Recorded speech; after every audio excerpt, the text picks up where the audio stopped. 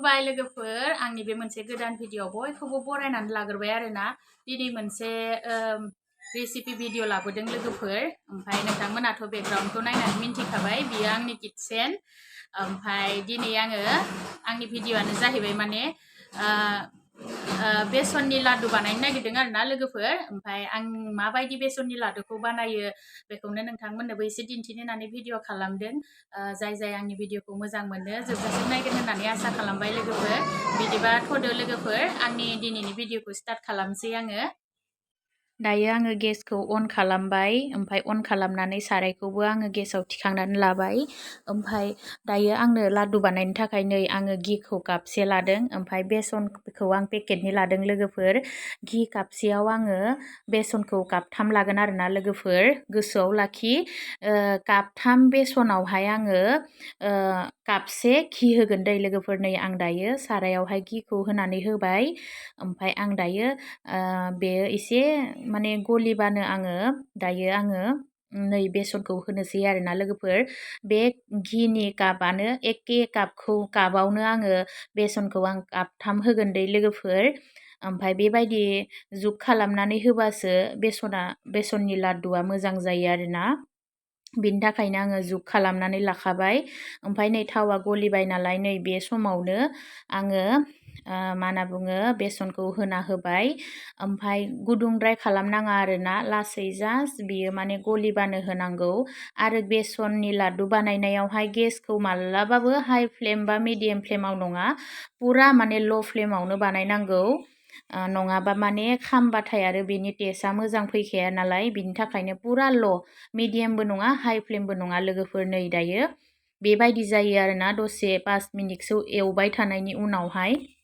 आरो बेसननि लाडु बानायनायावहाय आखाइया रेवो दै लोगोफोर मानो होनबा एरबाय थाखानांगोन आरोना मांगायबो इसेबो माने सारायावहाय खामनो मोननाय नङा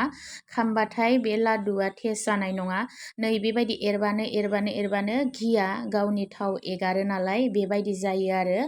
ओमफ्राय बिदिनो एरलांबाय थाबाला 10 मिनिट बा 20 मिनिट बेबायदि एवबाय थानायनि उनावहाय नै लोगोफोर बेबायदि फ्रोम जाफायो आरोना लोगोफोर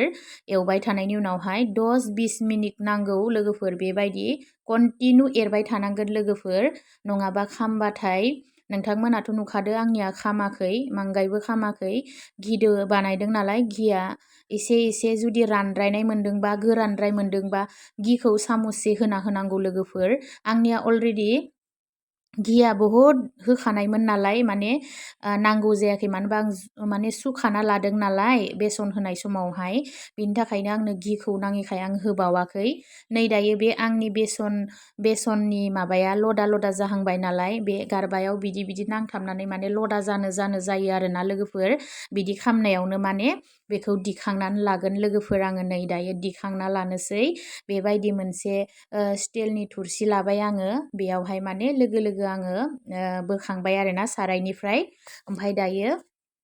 बेखौ आङो लाडु खालामनो हानांगोन आरोना एसे अइलि बायदि नुदो नाथाय माने सिनि दङ नालाय सिनिखौ आं दा मिक्स खालामगोन बेनि थाखायनो एसे अइलियावनो बोखांखानांगौ आरोना लोगोफोर